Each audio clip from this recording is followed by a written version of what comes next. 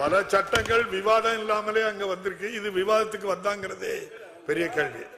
எதிர்ப்பு தெரிவிச்சு சொல்றீங்களா? மாண்பு பேரவைத் தலைவர் அவர்களே, இதே போல்தான் மாண்பு அம்மாவுடைய அரசு இருந்த பொழுது காவிரி நதிநீர் பிரச்சனை சம்பந்தமாக உச்ச நீதிமன்றம் அளித்த தீர்ப்பை அப்பொழுது இருந்த மத்திய அரசு நிறைவேற்ற காலதாமதம் செய்த காரணத்தினால் அதை நிறைவேற்ற வேண்டும் என்று அனைத்து இந்திய அண்ணா திராவிட முன்னேற்ற கழக நாடாளுமன்ற 37 பேர் தொடர்ந்து 22 நாட்கள் அவையை ஒத்திவைக்கின்ற ஒரு சூழலை உருவாக்கணும். அப்படி மாநில உரிமை பறிபோகின்ற பொழுது தேர்ந்தெடுக்கப்பட்ட நாடாளுமன்றங்கள் அங்க தகுந்த அழுத்தத்தை கொடுத்திருக்கணும். மெஜாரிட்டி நிறைவேற்றப்பட்டா நம்ம சந்திக்கிறோம்ல, பாதிக்கப்பட்டது தமிழ்நாடு மக்கள் தானே. அதை நிறைவேற்ற வேண்டிய கடமை உங்களிடத்தில் இருக்கின்றது. அதுக்குதான் நாடாளுமன்ற தமிழ்நாட்டு மக்கள் தேர்ந்தெடுத்து அனுப்பிச்சு வச்சிருக்கிறாங்க. சட்டம் நிறைவேற்றப்பட்டு விட்டது. அந்த சட்டத்தின் அடிப்படையில் அவர்கள் அந்த சுரங்க ஏலத்தை நடத்துகின்றார்கள். மாண்புமிகு முதலமைச்சர் அவர்கள் 20/11/2022 பாரத பிரதமருக்கு எழுதிய கடிதத்தில் இந்துஸ்தான் ஜிங்க் லிமிடெட் நிறுவனத்திற்கு வழங்கப்பட்ட டங்ஸ்டன் சுரங்க உரிமையை உடனடியாக ரத்து செய்துவிடவும், சம்பந்தப்பட்ட மாநில அரசின் அனுமதியின்றி சுரங்க உரிமை இலக்கத்தை மேற்கொள்ளக்கூடாது என்றும் வலியுறுத்தியுள்ளதாக அரசு செய்தி வெளியீட்டில் தெரிவிக்கப்பட்டுள்ளது. மேலும் அந்த செய்தி குறிப்பிலேயே மாண்புமிகு நீர்வளத்துறை அமைச்சர்கள் கடந்த ஆண்டு அக்டோபர் 3ஆம் தேதி 3/10/2023 மத்திய அரசுக்கு கடிதம் ஒன்றை எழுதியிருந்ததாகவும், அந்த கடிதத்திற்கு உடனடியாக 2/11/2023 பதிலளித்த மத்திய சுரங்கத்துறை மாநில அரசின் கோரிக்கையை நிராகரித்ததாகவும் தெரிய வருகிறது. மத்திய நீர்வளத்துறை அமைச்சர் 3/10/2023 கடிதமும், அதற்கு மத்திய சுரங்கத்துறை அமைச்சர் 2/11/2023 பதில் கடிதங்கள் வழங்கப்பட்டதில் அதன் முழு விவரம் இதுவரைக்கும் தெரிவிக்கல. தனி தீர்மானத்தில் நீங்க கொண்டு வரல. மேலும் மத்திய அரசு இந்த ஆண்டு 2024 பிப்ரவரி டங்ஸ்டன் சுரங்கத்திற்கு ஒப்பந்த பள்ளி வெளியிட்ட பொழுது இந்துஸ்தான் ஜிங்க் லிமிடெட் நிறுவனம் டங்ஸ்டன் சுரங்க உரிமையை இறுதி செய்யப்படும் வரை, அதாவது 7/11/2024 வரை சுமார் 10 மாதங்கள் இந்த அரசு அமைதியாக இருந்துள்ளது. ஏன்னா 10 மாத காலம் இடைவெளி இருக்குது. அப்பொழுதாவது தங்களுடைய எதிர்ப்பை தெரிவிச்சிருக்கலாம். அது வரைக்கும் தெரிவிக்கவில்லை. ஒப்பந்த புள்ளி கோருவதை கைவிடுங்கள் என்று மாநில அரசு மத்திய அரசை கோரவில்லை என்று மத்திய சுரங்கத்துறை தனது எக்ஸ் பக்கத்தில் தெளிவாக குறிப்பிட்டிருக்கின்றது. ஆகவே மாநில அரசு உரிய நேரத்தில் மத்திய அரசுக்கு தங்களுடைய கருத்துக்களை தெரிவிக்காத காரணத்தினால் இப்படிப்பட்ட நிலைமைக்கு நாம் தள்ளப்பட்டிருக்கின்றோம். 3/10/2023 அதாவது கடந்த ஓராண்டிற்கு முன்பே மத்திய அரசு மாநில அரசு கடிதம் எழுதியதாகும். மாநில அரசின் கோரிக்கையை மத்திய சுரங்கத்துறை நிராகரித்ததும் உள்ள செய்திகள் மதுரை மாவட்ட மக்களுடைய கவனத்திற்கு சென்றவுடன் அப்பகுதி மக்கள் ஆர்ப்பாட்டத்திலும் போராட்டத்திலும் இறங்கியதன் விளைவாகத்தான் மத்திய சுரங்க அமைச்சம் டங்ஸ்டன் சுரங்கம் அமைப்பதற்கு ஒப்பந்த புள்ளி கோரி ஏலம் இறுதி செய்யப்பட்டு டங்ஸ்டன் சுரங்க உரிமை வழங்கும் வரை அமைதியாக இருந்தது இந்த அரசு. திமுக ஆட்சி அமைந்த பிறகு நிறைய இருக்குது, சுருக்கமா நான் சொல்லிடுறேன். கனிம வளத்தை வியாபார நோக்கில் ஊக்குவிக்கும் வகையில் இந்த அரசே 2024-25ஆம் ஆண்டு இயற்கை வளங்கள் துறை கொள்கை விளக்க குறிப்பில் பக்க எண் 17 மதுரை மாவட்டத்தில் டங்ஸ்டன் அதிக அளவில் உள்ளதாக தெரிவிக்கப்பட்டிருக்கின்றது. மதுரை, மேலூர், அரிட்டாப்பட்டி, நாய்க்கர்பட்டி உள்ளிட்ட பல சுற்றுவட்டார கிராமங்களில் டங்ஸ்டன் சுரங்கம் அமைந்தால் தங்கள் வாழ்வாதாரம் பாதிக்கப்படும் என்பதை உணர்ந்து பல்லாயிரக்கணக்கான மக்கள் விழித்துக் கொண்டு அவர்கள் சாலை மறியல் போராட்டம், ஆர்ப்பாட்டம், போராட்டம் பட்டங்களில் ஈடுபட்டவுடன் இந்த அரசு வேறு வழியின்றி முதலமைச்சர் அவர்கள் பாரத பிரதமருக்கு கடிதம் எழுதியுள்ளதாக தெரிகிறது. மேலும் டங்ஸ்டன் சுரங்கம் அமைக்கப்பட்டால் மேலூரை சுற்றியுள்ள கிராமங்களை கவட்டையம்பட்டி, எட்டிமங்கலம், வள்ளாளப்பட்டி, அரிட்டாப்பட்டி, கிடாரிப்பட்டி மற்றும் நரசிங்கப்பட்டி ஆகிய கிராமங்கள் பாதிப்புள்ளாகும் என்றும்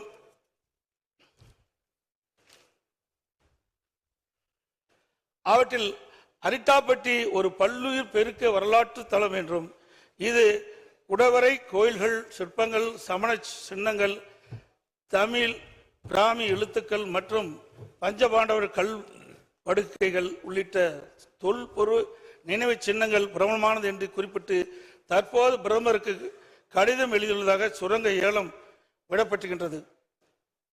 குறிப்பிட்டு தற்போது பிரதமருக்கு கடிதம் எழுதியுள்ளதை சுரங்க ஏலம் விட்டிருப்பதற்கு இந்த ஆண்டு பிப்ரவரி மாதமே எழுதியிருக்கலாம். இதை இப்ப எழுதியிருக்க பதிலாக ஆரம்ப காலகட்டத்திலே இந்த சுரங்கம் அமைப்பதற்கு ஒப்பந்தப்பள்ளி கோருகின்ற போதே இந்த விவரத்தை மத்திய அரசுக்கு எழுதப்பட்டிருந்தால் இந்த ஏலத்தை தடுத்து நிறுத்தியிருக்கலாம். இந்த டங்ஸ்டன் சுரங்கத்தால் பாதிக்கப்படக்கூடிய வேலூரை சுற்றியுள்ள சுமார் 25 கிராமங்கள் நவம்பர் மாதம் நடைபெற்ற கிராம சபை கூட்டத்தில் டங்ஸ்டன் சுரங்கம் அமைப்பதற்கு எதிர்ப்பு தெரிவித்து தீர்மானம் நிறைவேற்றப்பட்டுள்ளதையும் இந்த மாவட்ட ஒரு கருத்தை கேட்டுடுங்க. சொல்லிட்டு இல்ல அவை ஒரு கருத்தை கேட்டு இருங்க. உங்களுக்கு பேச வாய்ப்பு தரப்பட நீங்க எவ்வளவு முழு கருத்து ஒரு செய்தி அவங்க கருத்தையும் கேட்டு நீங்க பேச போறீங்க. அதாவது ஒரு செய்தியை திருப்பி திருப்பி தவறான செய்தி பதிவு செய்யறீங்க. அவர் என்ன கேட்கிறாருன்னு கேட்டா, நீங்க கடிதம் எழுதுறீங்க, அந்த கடிதத்தில் என்ன இருக்குன்னு சொல்லல, அவங்க என்ன சொல்றாங்க அது தெரியல, இது தெரியலன்னா நீங்களும் ஒரு முதலமைச்சர் இருந்தவர். இந்த மாதிரி ஒரு தீர்மானத்தை கொண்டு வரும்போது அந்த டாக்குமெண்ட்ஸ் பூரா அந்த தீர்மானத்தில் வராது. உங்களுக்கு அது தேவை என்றால் நீங்க வேற தனி தீர்மானம் போட்டோ அல்ல கேட்கலாம். ஆக இதில் என்ன சொல்லுவாங்க தீர்மானங்கள்னா மைய கருத்தை தான் சொல்லுவாங்க. அவர் சொல்றாரு இங்க நீங்க வைக்கல போடல அப்படின்றாரு. இந்த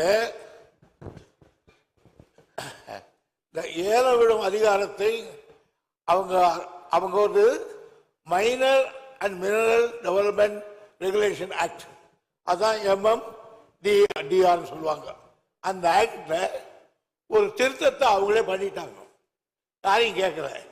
திருத்தத்தை பண்ணிட்டு என்ன செய்தாங்கன்னா, அந்த கனிமத்தை டங்ஸ்டனை ஏலம் விடுகிற அதிகாரம் அது என்ன சொல்றாங்க, அந்த திருத்திட்டு நமக்கு சொல்றாங்க ஏலம் விடுகிற அதிகாரம் ஒன்றிய அரசுக்கு மட்டுமே உண்டு. இதை விட கேவலம் எல்லாருக்கும் சொல்றாங்க, ஒன்றிய அரசால் தேர்வு செய்யப்படும் ஏலதாருக்கு சுரங்க குத்தகை வழங்கும் அதிகாரம் மட்டுமே மாநிலத்துக்கு உண்டு. ஆக ஆண்டான் அடிமை இது சுயமரியாதைக்காக கூட்டப்பட்ட சவால். இது கனிம வளம் மட்டும் போல நம்முடைய மானமே இதுல போச்சு. ஆக நான் ஏலம் விட்டுடுவேன், ஏலம் விட்டவனுக்கு இந்துஸ்தான் டைம்ஸ் சொல்லுவேன், அவனுக்கு நீ மரியாதையா அவனுக்கு கொடுன்னு சொன்னா இவங்க என்ன எஜமானா மத்திய சர்க்கார் மாநில சர்க்கார் ஏவல் அவனுக்கு கை கட்டி நிக்க வேலைக்காரனா அந்த அதிகாரத்தோடு போட்டிருக்காங்க சட்டத்தை. இந்த சட்டம் தெரிவிச்ச உடனே நான் 3/10/2003 ஒன்றிய சுரங்க அமைச்சருக்கு உடனே கடிதம் எழுதினேன். விவரமா எழுதினீங்களா கேட்கிறீங்களா? நில உரிமைகள் மாநில அரசின் கட்டுப்பாட்டில் உள்ளதால் we are owner of this land. மேற்படி சட்ட திருத்தம் மாநில அரசின் உரிமைகளை பறிப்பது போல் ஆகிறது. இதை விட என்ன சொல்றது? எனவே முக்கியத்துவம் மற்றும் அதிமுக்கியத்துவம் வாய்ந்த கனிமங்களை கிரிட்டிக்கல் அண்ட் ஸ்ட்ராட்டஜிக் மினரல்ஸ் சுரங்க குத்தகை அனுமதி வழங்கும் அதிகாரத்தை மாநில அரசுக்கே அளிக்கும்படி கேட்டுக் கொள்ளுகிறேன். இதுக்கு மேல என்ன சொல்றது? ஒரு மரியாதைக்காக தான் மரியாதை சொல்ல முடியும். அடுத்து நீங்க சொல்றீங்க என்ன செய்யறீங்கன்னு. இதெல்லாம் நடந்ததுக்கு அப்புறம் அவங்க அதே திருப்பி சொன்னதுக்கு அப்புறம் அவங்க என்ன சொல்றாங்க, எங்களுக்கு தான் அதிகாரம் உண்டு, நீங்க எல்லாம் எங்களுக்கு ஒத்துழைங்க அப்படின்னு கேட்டு விட்டுட்டாங்க. உடனே அதுக்காக ஒரு இந்த இவருக்காக மற்ற குத்தகை பார்க்கறோம் நிலைமை இப்படி இருக்கும்போது சுற்றுச்சூழல் பாதுகாப்பு இயக்கம் இன்னொன்னு பார்க்கணும். நாம சொல்றது தப்பா ரைட்டான்னு மினரல் எக்ஸ்ப்ளோரேஷன் கார்பரேஷன் லிமிடெட் அவங்க நம்மளை கேட்டாங்க என்ன பாதிப்புன்னு. புள்ளி விவரங்களை தெரிவிக்கும். இந்த பகுதியில் அரிட்டாப்பட்டி கிராமத்தில் 0.04 ஹெக்டர் நிலமும் மீனாட்சிபுரம் கிராமத்தில் 53.58 ஹெக்டர் நிலமும் பல்லுயிர் தளமாக வரையறுக்கப்பட்டுள்ள என்ற விவரத்தை புள்ளியியல் மற்றும் சுரங்கத்துறை ஆணையாளர் அவர்களுக்கு நாங்கள் ஆணையாளர்களுக்கு இவங்களுக்கு யாருக்கு மினரல் எக்ஸ்போர்ட்டர்கள் அனுப்பிச்சோம். ஏங்க நம்ம சொல்ல தப்பான்னு கேட்டாங்க. அதை கேட்கப்பட்டவர்கள் அதுக்கு அது கூட தள்ளிட்டு அவங்க நாய்க்கம்பட்டியில 24/2/62 ஒன்றியத்தில் ஏலம் விட்டுட்டாங்க. விட்டுட்டு சொல்றாங்க இந்துஸ்தாண்டிங் நிறுவனத்துக்கு தகுதியான ஏலமாக கருதி இருக்கிறோம், அரசு அறிவிச்சிருச்சு.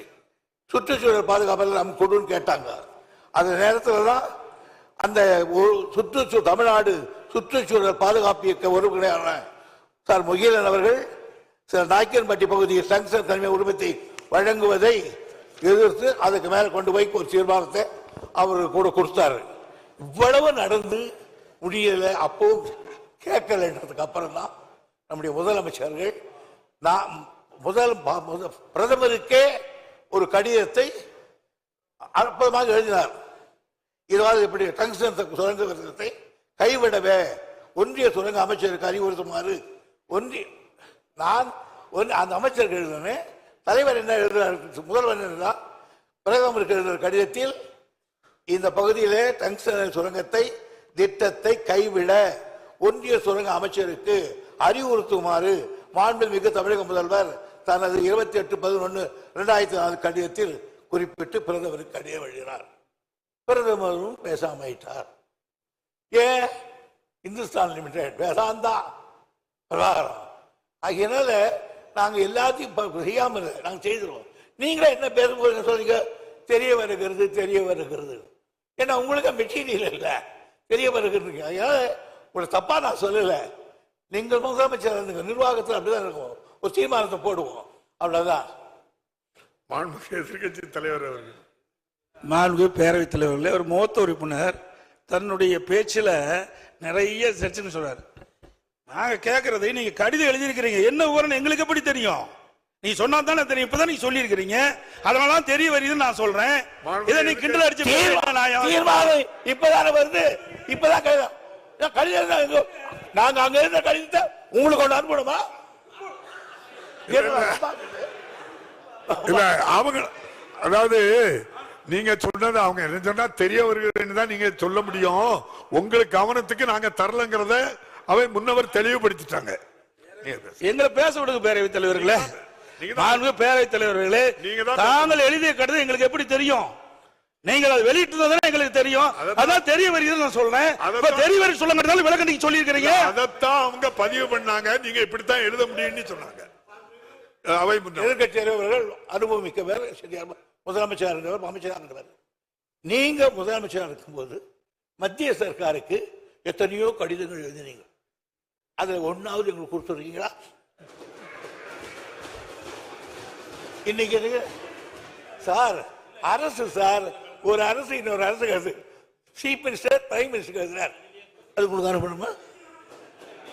என்ன சார் நியாயமா இருக்கு? நீங்க ஒண்ணு கேட்கற சார், இது ஆதரிக்கிறீங்களா எதிர்க்கிறீங்களா சொல்லி விடுங்க சார், சொல்லலாம். மாண்புமிகு முதலமைச்சர் அவர்கள், மாண்புமிகு முதலமைச்சர், மாண்புமிகு பேரவைத் தலைவர் அவர்களே, இங்கே எதிர்க்கட்சி தலைவர் அவர்கள் நாடாளுமன்றத்தில் உங்கள் உறுப்பினர் இருக்கிறாங்களா, இவ்வளவு பேர் இருக்கிறாங்க, இவ்வளவு பேர் இருக்கிறாங்கன்னு பெருமையா பேசுறீங்களா, என்ன செஞ்சீங்க அப்படின்னு ஒரு கேள்வி கேட்டார். எங்களுடைய நாடாளுமன்ற உறுப்பினர்கள் நாடாளுமன்றத்தில் கடுமையாக எதிர்த்திருக்கிறார்கள். நான் கூட எதிர்க்கட்சி தலைவர் ஒரு ஆதாரமாக பேச மாட்டார் என்று இப்பொழுது அமைதியாக இருந்தார். ஆனால் இப்பொழுது நான் விவரத்தை கேட்டு ஆதாரத்தோடு சொல்லுகிறேன். எங்களுடைய நாடாளுமன்ற உறுப்பினர்கள் கடுமையாக அதை எதிர்த்திருக்கிறார்கள். அது மட்டுமல்ல, அங்கே போராட்டத்தில் ஈடுபட்ட நேரத்தில் அந்த மாவட்டத்தில் அமைச்சராக இருக்கக்கூடிய மூர்த்தி அவர்கள் நேரடியாக சென்று அவர்களுக்கு இந்த போராட்டத்தினுடைய தன்மையை பற்றி அறிந்து கொண்டு அதை நிறுத்துங்கள், உங்களுக்கு ஆதரவாக இந்த அரசு இருக்கும் என்று சொல்லி அதற்கு பிறகு முதலமைச்சரை கடிதம் எழுதியிருக்கிறார் என்ற விவரத்தையும் சொல்லி சட்டமன்றத்தில் இது போன்ற தீர்மானத்தை நான் கொண்டு வரப்போகிறோம் என்பதையும் அந்த போராட்டத்தில் ஈடுபட்டிருக்க சொல்லி அதற்கு பிறகுதான் இந்த தீர்மானம் வந்திருக்கிறது என்பதை நம்முடைய எதிர்க்கட்சி தலைவர்கள் புரிந்து கொள்ள வேண்டும் என்பதை தெரிவித்துக் கொள்கிறேன். மாண்புமிகு அவை முன்னவர், மாண்புமிகு எதிர்க்கட்சி தலைவர் கூட திமுக எதிர்க்கவில்லைன்னு சொல்ல தெரிகிறது சொன்னார். எதிர்க்கவில்லை என்று தெரிகிறது, அதே சொல்றீங்க சார் நீங்களா சார்? மாண்புமிகு எதிர்க்கட்சி தலைவர், மாண்புமிகு பேரவைத் தலைவர்களே, நீங்க கடிதம் எழுதியிருக்கிறீங்க, அதுல என்ன வாசனை எங்களுக்கு என்ன தெரியும், என்ன விவரம் தெரியும், அதனாலதான் தெரிய வரீர்னு சொல்றேன். ஆகவே ஒரு பொருள் தெரிஞ்சதானே சொல்ல முடியும். நீங்க கடிதம் மத்திய அரசுக்கு எழுதியிருக்கிறீங்க, என்ன விவரம் எழுதிருக்குன்னு எங்களுக்கு எப்படி தெரியும்? அதே மத்திய அரசு உங்களுக்கு பதில் கடிதம் கொடுத்திருக்காங்க, அதுல என்ன விவரம் இருக்கு? இப்ப பிரச்சனை வரங்காட்டி நீங்க பேசுறீங்க, அந்த பிரச்சனை எங்களுக்கு ஆழம் தெரிஞ்சிருக்க வேணும்ல எதிர்க்கட்சிக்கு, அதை நீ வெளிப்படுத்தலையே. நிறைய கடிதங்கிறது இது முக்கியமான பிரச்சனை, மக்களுடைய பிரச்சனை, மக்கள் வாழ்வாதார பிரச்சனை, மக்கள் பாதிக்கப்படுகின்ற பிரச்சனை. அப்படி பிரச்சனை வருகின்ற பொழுது நீங்க தனி தீர்மானம் கொண்டு வருகின்ற பொழுது அந்த விவரம் எதிர்க்கட்சிக்கு தெரிய வேணும்ல, மக்களுக்கு தெரிவிக்கப்பட வேணும்ல. நீங்க தனி தீர்மானம் கொண்டு நிறைவேற்றணும், ஆமாம் போட்டு நாங்க போகணும், எதையுமே சொல்லக்கூடாது, எதையும் விளக்க கேட்க கூடாது. என்ன நியாயம்? அவை முன்னவர் உட்காருங்க. இல்ல கோபப்படாதீங்க சார். நான் எழுதிய கடிதத்தில் என்னென்ன தெரிவித்தேன் என்று அதை சொன்னேன். மாண்புமிகு முதலமைச்சர் எழுதிய கடிதத்தில் இந்த தங்ஷன் அந்த இன்சான் கவுண்ட் கொடுக்க கூடாது என்று அந்த அமைச்சருக்கு அறிவுறுத்துங்கள் என்று அவர் கடிதம் எழுதினார் பிரதமருக்கு. அந்த கடிதத்துக்கு 2 சரத்தையும் கூட்ட சொல்லிட்டேன். நீ இதுக்கு மேல என்ன வேணும்? அது காப்பி வேணுமா? மாண்புமிகு எதிர்க்கட்சி தலைவர், மாண்புமிகு பேரவைத் தலைவர்களே, இது ஒரு முக்கியமான பிரச்சனை, அங்க இருக்கிற மக்களுடைய வாழ்வாதார பிரச்சனை. அதை தான் நான் முன்னிறுத்த நான் பேசிக்கிட்டு இருக்கிறேன். அதாவது பிப்ரவரி மாசமே ஒப்பந்த புள்ளி கோரப்பட்டு விட்டது. 10 மாசம் என்ன பண்ணீங்க? அரசாங்கம் தான் நடத்திட்டு இருக்கிறீங்க. அப்படி அரசாங்கம் நடத்திக்கிட்ட பொழுது மக்களுடைய பிரச்சனை வருகின்ற பொழுது அதை தட்டி மத்திய அரசு கேட்க வேணும்ல. நீங்க எந்த வித கடிதமே எழுதவில்லையே மத்திய அரசுக்கு, இந்த சுரங்கத்தை தடுத்து நிறுத்த வேண்டும் என்று எந்த கடிதமும் மத்திய அரசுக்கு எழுதவில்லை என்று எக்ஸ் வலைதளத்தில் மத்திய சுரங்கத்துறை அமைச்சர் வெளியிட்டு இருக்காங்க. அதுக்கு என்ன பதில் கொடுக்க போறீங்க? உங்களுடைய எதிர்ப்பு தெரிவிக்கலையே, தெரிவிச்சிருந்தா அந்த பிரச்சனை வந்திருக்காது. நாங்க தடுத்து நிறுத்தணும் அவர் சொல்றாரு. பேரவைத் தலைவர் அவர்களே, இவ்வளவு வேகமாக பேசிவிடுகிற காரணத்தால் இதை சாதித்து விட்டோம் என்று நீங்கள் நினைத்து விட வேண்டாம். நிச்சயமாக சொல்கிறேன், உறுதியாக சொல்கிறேன். நாங்கள் அவ்வப்போது தொடர்ந்து கடிதம் எழுதியிருக்கிறோம், தொடர்ந்து போராட்டங்கள் நடத்தி கொண்டிருக்கிறோம். எங்களுடைய கண்டன குரலை நாடாளுமன்றத்திலே பதிவு செய்திருக்கிறோம். அது மட்டுமல்ல, போராட்ட கலவரத்தில் ஈடுபட்டிருக்க கூட நம்முடைய அமைச்சர் பேசுகிற போது இது போன்ற ஒரு தீர்மானம் அவையிலே சட்டமன்றம் கூடுகிறதற்கு கொண்டு வருவோம் என்று சொல்லிதான் தெளிவுபடுத்தி இருக்கிறோம். கடிதத்தை எழுதுகிற போது அவ்வப்போது செய்தி வெளியிடுகிற தலைப்பில் பிரதமருக்கு முதலமைச்சர் இந்த சம்பந்தமாக கடிதம் எழுதியிருக்கிறார் என்ற செய்தி வெள்ளம் விவரம் வந்திருக்கிறது. ஒரு தெரியவில்லை சொன்னால் என்ன புரியவில்லை என்று. மாண்புமிகு எதிர்க்கட்சி தலைவர், மாண்புமிகு பேரவைத் தலைவர்களே, மாண்புமிகு முதலமைச்சர் நான் சொன்ன கருத்தை தவறாக புரிந்துவிட்டார். மாண்புமிகு நீர்வளத்துறை அமைச்சர் மத்திய சுரங்கத்துறை அமைச்சருக்கு எழுதிய கடிதம், மத்திய சுரங்கத்துறை அமைச்சர் நீர்வளத்துறை அமைச்சருக்கு எழுதிய கடிதத்தை தான் குறிப்பிட்டேன். இந்த 2 கடிதம் வெளியில் சொல்றான். மாண்பு பாரத பிரதமருக்கு மாண்பு முதலமைச்சர் எழுதிய கடிதத்தில் நீங்கள் இந்த சுரங்க ஏலத்தை ரத்து செய்யணும்னு கேட்டுக்கிறீங்க. அந்த இது சுரங்கத்துறை அமைச்சருக்கு போய் சுரங்கத்துறை எக்ஸ் வலைதளத்தில் சொல்லியிருக்கிறாங்க. என்ன, நாங்க ஏலம் விடுவதற்கு ஒப்பந்த புள்ளி கோரணும், அப்ப இருந்து 10 மாசம் இருந்தது, ஏன் இதை தடுத்து நிறுத்துவதற்கு நீங்கள் எந்தவித தகவலும் மத்திய அரசு கொடுக்கவில்லை. எக்ஸ் வலைதளத்தில் வெளியிட்டு இருக்காங்க. முதலமைச்சர் எழுதிய கடிதத்திற்கு மத்திய சுரங்கத்துறை அமைச்சகம் பதில் கொடுத்திருக்குது. அதுக்கு தான் நான் கேட்கிறேன், 10 மாத காலம் நீங்க என்ன செஞ்சீங்க? அப்பவே செஞ்சிருந்தா இதை நான் பேசிடுறேங்க. அப்பொழுதே இதற்கு உரிய அப்புறம் நீங்க பதில் எழுதலன்னு கேட்டிருக்கீங்க.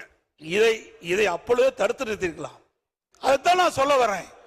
நீங்க 10 மாத காலமாக இந்த அறிவிப்பு வெளிவந்த ஒப்பந்தம் வெளியிட்ட பிறகு டங்ஸ்டன் சுரங்கம் அமைப்பதற்கு ஒப்பந்தம் கோரப்பட்டு 10 மாத காலமாக நீங்கள் எங்களுக்கு எந்த தகவலும் கொடுக்கப்படவில்லை அப்படி என்று எக்ஸ் முதலமைச்சர் எழுதிய கடிதத்திற்கு எக்ஸ் வலைத்தளத்தில் மத்திய சுரங்கத்துறை அமைச்சகம் கொடுத்திருக்குது. அதுதான் நான் கேட்கிறேன். அவை முன்னவர் சொல்லுங்க.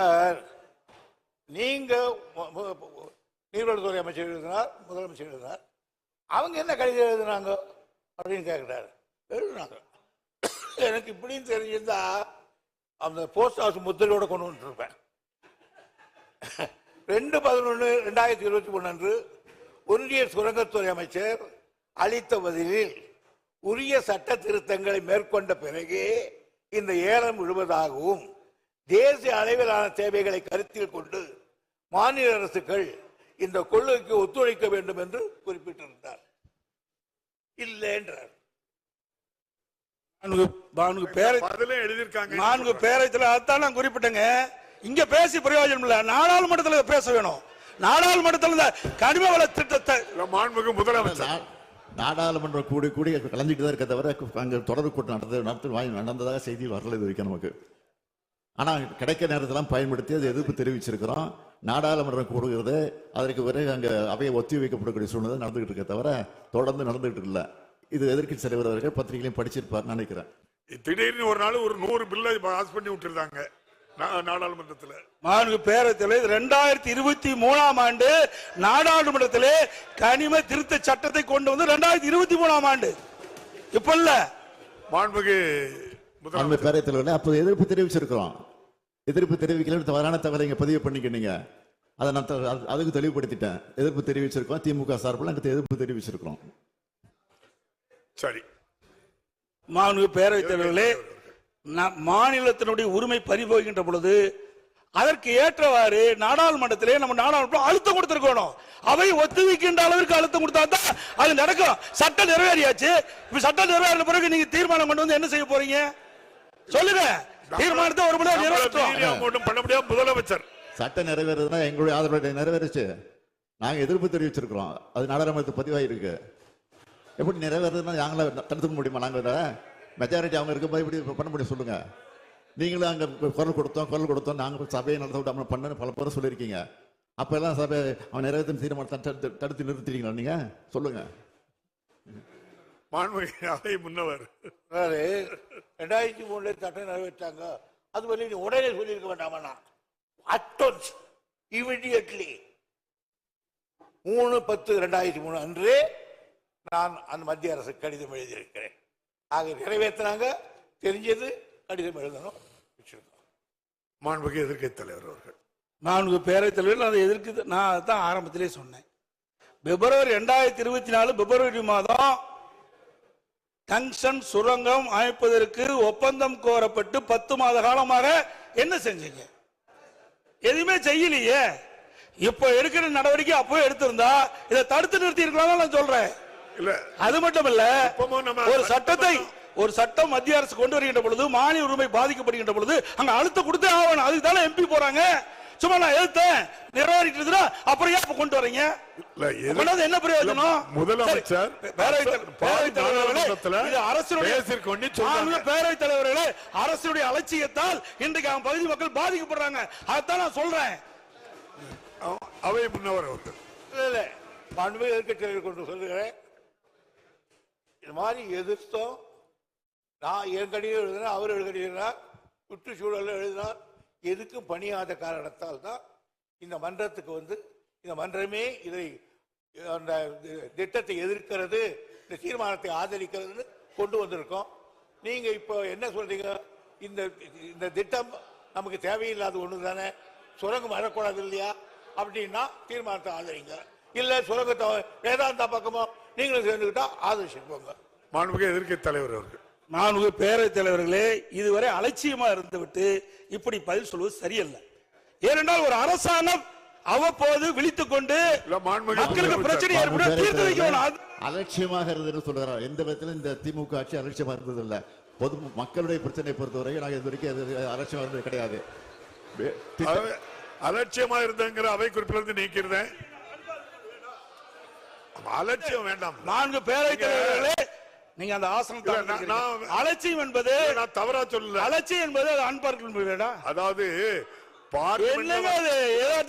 எதுக்கு பேசுறீங்க? எதுக்கு தீர்மானங்களை எல்லாம் பேச விட்டுட்டீங்க? எதிர்க்கட்சி என்ற பிரதான எதிர்க்கட்சி என்ற முறையில் அரசு சரியான முறையில் நடவடிக்கை எடுத்திருந்தா ஆரம்ப காலகட்டத்தில் தடுத்திருக்கலாம் சொல்றேன். அதுதான் இத்தனை வரைக்கும் பேசிட்டு இருக்கிறேன். வேற என்னதான் நாங்க சொல்றோம்? அது மட்டும் இல்ல, இதுல சில முக்கியம். முதலமைச்சர் இப்ப கடிதம் எழுதியிருக்கிறார். இது ஒப்பந்த புள்ளி விடுகின்ற பொழுதே கடிதம் எழுதியிருந்தா இது நிறுத்தப்பட்டிருக்கும். இரண்டாவது, முதலமைச்சர் பேரவைத் தலைவர்களே திரும்ப திரும்ப அதையே சொல்லிக் கொண்டிருக்கிறார்.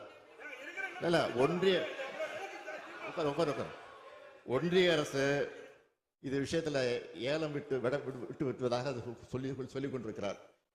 இந்த அரசை பொறுத்தவரையில் நிச்சயமாக சொல்கிறேன், ஏலம் விட்டாலும் சரி, நிச்சயமாக உறுதியாக இந்த அரசு அதற்குரிய அனுமதியை தருவதற்கான வாய்ப்பே கிடையாது. அதில் திட்டவட்டமாக இருக்கிறோம். இதுதான் முடிவு. மாண்புமிகு எதிர்க்கட்சி தலைவர் அவர்கள். நான் என்னங்க அடுத்து பேசக்கூடாதா? பேசுங்க. நீங்க மக்களுடைய பிரச்சனைங்க சட்டமன்றத்தில் பேசி தயவுசெய்து அமைதியா இருங்க, உட்கார்ந்துட்டு பேசண்டா. நீங்க மாண்புமிகு பேரவைத் தலைவர்களே, நான் அவையுடைய கவனத்திற்கு கொண்டு வருவது, இதையெல்லாம் முன்கூட்டியே நடவடிக்கை மேற்கொண்டிருந்தால் இவ்வளவு பிரச்சனை வந்திருக்காது, மக்கள் போராடி இருக்க மாட்டாங்க. அதைத்தான் அரசுடைய கவனத்துக்கு கொண்டு வர்றாங்க. அது மட்டும் இல்ல, மாண்புமிகு அவை முன்னவர் மாண்புமிகு எதிர்கட்சி தலைவருக்கு உறக்கமா பேசுறாரு, நானும் பேசிடுவேன். ஏற்கனவே இந்த திட்டத்தை எல்லாம் நாங்கள் முயற்சி எடுத்து மத்திய சர்க்காருக்கு தெரிவித்து அவர்கள் ஆன காரணத்தால் தான் இந்த தீர்மானத்தை கொண்டு வந்திருக்கிறோம். ஒண்ணு ஜாதிக்கு படியில இப்படிதான் பேசி ஆகணும், வேற எப்படி பேச முடியும்? என்ன பேச முடியும்? உங்களுக்கு சரக்கு இருந்தாலும் பேச முடியும். நீங்க முதலமைச்சர் ஒன்றுக்கும் வார்த்தை எல்லாம் பயன்படுத்தாண்டா. அது நீங்க இப்படி பேசுற என்ன அர்த்தம்? நீங்க சரியான முறையில் என்ன சட்டமன்றம் தானே, ஒரு மூத்த உறுப்பினர் மற்றவருக்கு வழிகாட்டியா இருக்கணும். அதை விட்டுட்டு என்ன இதுக்கெல்லாம் பயப்பட மாட்டேங்க. மக்களுடைய பிரச்சனை உயிரை கொடுத்தாலும் காப்பாற்றுவாங்க. நீங்களும் அதே வார்த்தை நடக்காது. நீங்க மாண்புமிகு மூர்த்தி, மாண்புமிகு அமைச்சர் மூர்த்தி அவர்கள், மாண்புமிகு பேரவைத் தலைவர் அவர்களே, இல்ல ஒண்ணுமே போகலைன்னா கிராம சபை கூட்டம் அமைச்சர் அதுல போராட்டத்துல கலந்துகிட்டு ஒரு கருத்து சொல்றாரு. மாண்புமிகு பேரவைத் தலைவர் அவர்களே, நிதானமா கருத்தை சொல்லுங்க. அரட்டாப்பட்டியில கிராம சபை கூட்டம் கூட்டும் போது நேரடியாக நானே சென்று இந்த ஒன்றிய அரசு ஏலம் விடுவதாக இருந்தாலும் ஒருபோதும் தமிழக அரசு அனுமதிக்காது.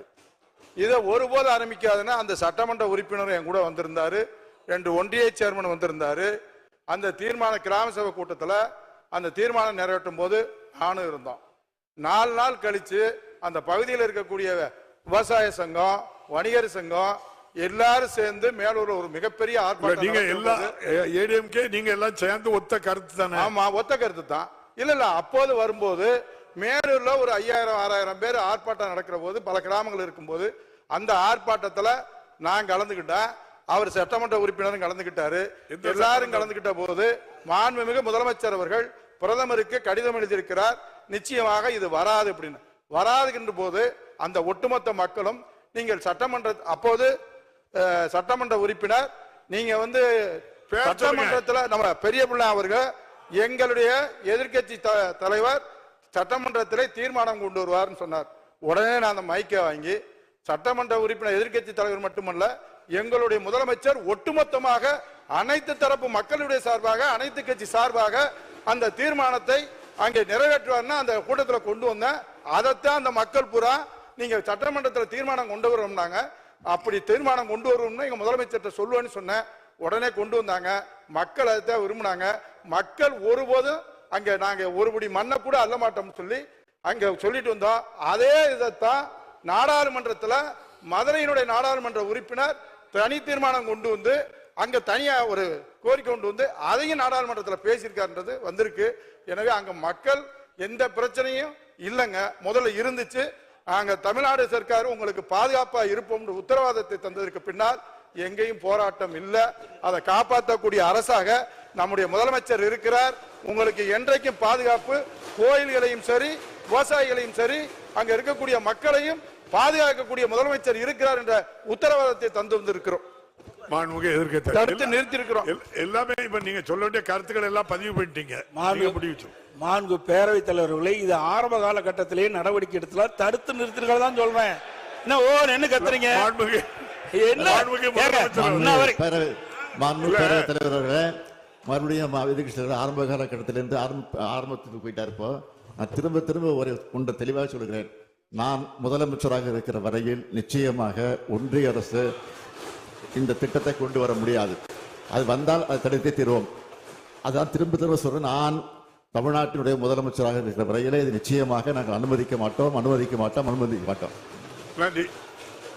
மாண்புமிகு எதிர்க்கட்சி தலைவர், மாண்பு பேரவைத் தலைவரை எதிர்க்கட்சி என்ற முறையில் எங்களுடைய மக்களுடைய பிரச்சனையை அரசுடைய கவனத்திற்கு கொண்டு வருவது எங்களுடைய கடமை. அந்த அடிப்படை தான் சொல்றேன். நீங்க அலட்சியமா இருந்த காரணத்தினால்தான் இவ்வளவு பிரச்சனை ஏற்பட்டிருக்குது. நீங்க முன்கூட்டியே சரியான முறையில் நடவடிக்கை எடுக்கப்பட்டிருந்தா இத அப்பொழுது இவ்வளவு பிரச்சனை வந்திருக்காதுதான் சொல்றேன். ஒண்ணு என்ன, எந்த இடத்துல கூட ஆளுங்கட்சி அதுக்கு சாதகமான ஒரு வார்த்தைய எழுதல, பேசல, அலட்சியமும் இல்ல. பார்லிமெண்ட்லயும் பேசிருக்காங்க. நீங்க என்ன நிறைவா ஒண்ணு சொல்லுங்க. பேரவைத் தலைவரை நீங்க பதில் சொல்லிட்டீங்க. எல்லாம் மந்திரி சொல்ற பதில் நீங்க சொல்லிட்டீங்க. பேசுறதையும் நான் சொல்லியிருக்கேன். அப்புறம் பிப்ரவரியிலும் தெளிவா பதிவு பண்ணிருக்கீங்க.